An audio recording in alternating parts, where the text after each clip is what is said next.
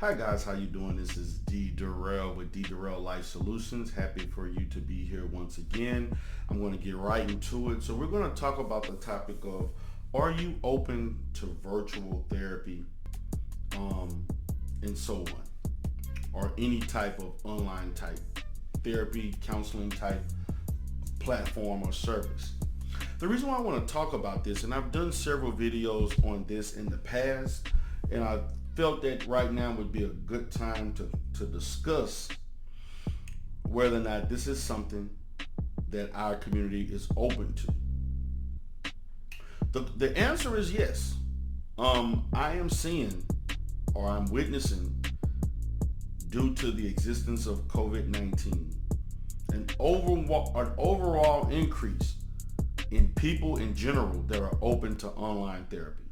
In the past, as I've talked about in other videos, online therapy was seen in a manner as a last resort if you could not make that face-to-face contact. Overall, most people would prefer to have face-to-face contact as opposed to seeing someone through a digital platform. However, at this point, people are not willing to risk their livelihood, the risk of COVID-19, as far as contracting the disease and other health conditions that can arise from the treatment of that, and so on. So, pretty much that's where we're at now. People are far more open to use this service as a means of seeking mental health services.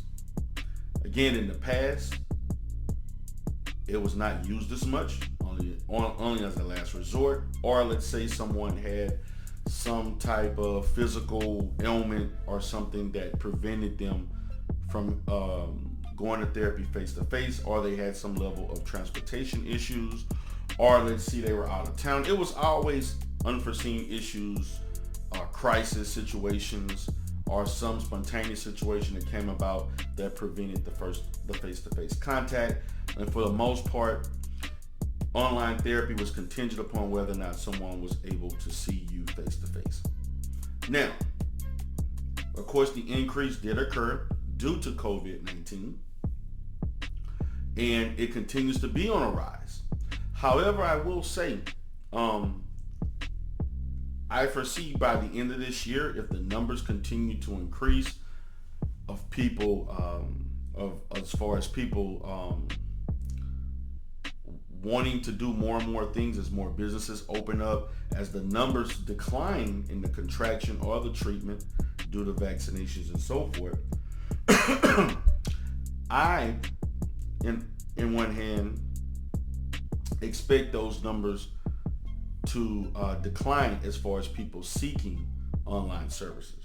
However, I will say, based on this experience over the last year, over a year and plus, I would say the last year and now 5 months, I don't think the numbers will ever decline as low as it was for using online counseling services prior to 2020 or the end of 2019. I don't think we have what I would say a new normal as it relates to people seeking this type of service. So for me and my business, for the most part, in the past, I'm gonna say 2019 and below, I probably participated in online therapy maybe 10 to 15 times a year, as opposed to me now providing online services 10 to 15 times a month. Now, what I do anticipate is that towards the end of this year, if things go as the numbers decline, as far as people contracting the disease and so forth, I'm going to see that number decline to maybe 3 to 5 times a month, which is to me a lot different from 3 to 5 times a month as opposed to once a month or once every other month or so, depending on the client. So that's a difference in that. I don't see, particularly in my practice and what I've talked to in other practices, I don't see a great decline. I don't see a great decline where it's going to be back to those numbers prior to 2019. What I do see is that it's gonna be low, but it's gonna probably be double, triple of what it once was. And also, we have to look at the fact that insurances have relaxed the requirements to use online therapy. Particularly, I've seen online therapy used a lot among psychiatrists or doctors in the medical field. That's going to also, for them, I anticipate they're going to continue to use it at the rate or even higher at that level post-COVID-19. And a lot of that has to do with the rules and regulations of being approved to provide telemedicine in the first place.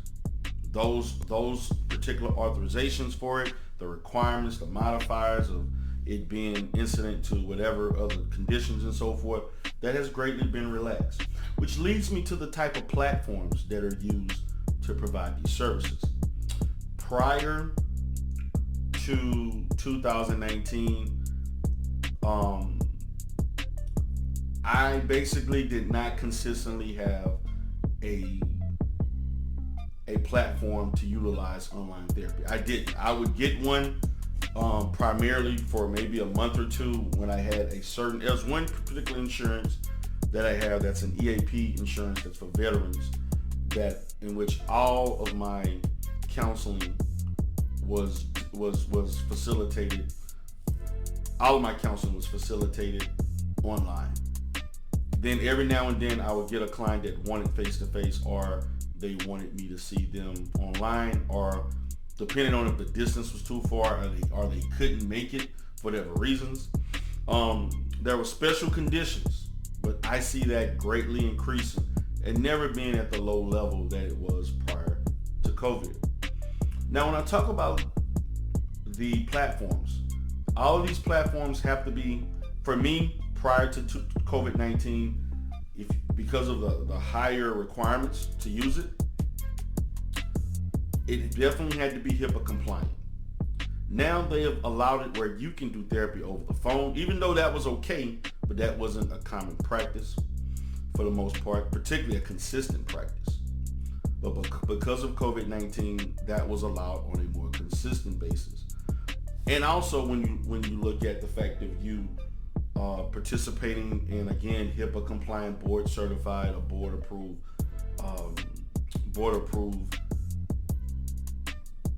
platforms, we're looking at Psychology Today has a platform that's HIPAA compliant, DoxyMe, BetterHelp, and also Talkspace. Also, at this point now, you're looking at the fact that you can FaceTime someone, it's okay. You can do Google Duo, you can use Hangout. You can also use StreamYard or Zoom or OBS or any other type of third-party program in which you can view the party in which you're providing therapy for. In the past, Skype, those particular platforms were not approved. They were not approved. But now they are approved. Okay? With the understanding of the therapist explaining to them the confidentiality issues, the confidentiality of these things, the limitations, and so on. So we have to kind of look at that, the changes that have allowed, and I repeat, have allowed more people to use virtual therapy as a common practice, as opposed to a last minute adjustment to the fact that you are unable to see each other face to face. Okay? So that's the reality of it. Things will never be the same regardless of the post-COVID era where this disease is not necessarily affecting a great deal of people in our country. The fact of the matter is that it has changed the way we provide services, the delivery of services, the approval of services, and the amount of times in which you can implement this particular model. Because for the most part, it was strictly face-to-face. People did use telemedicine, but it was telemedicine or online therapy, virtual, but it was done in a very minimal manner, particularly as a therapist, but it was never out of the question. Okay? So with that being said, guys, appreciate you all for coming in. If any questions, please leave comments in the comment section. This is D. Durrell Life Solutions.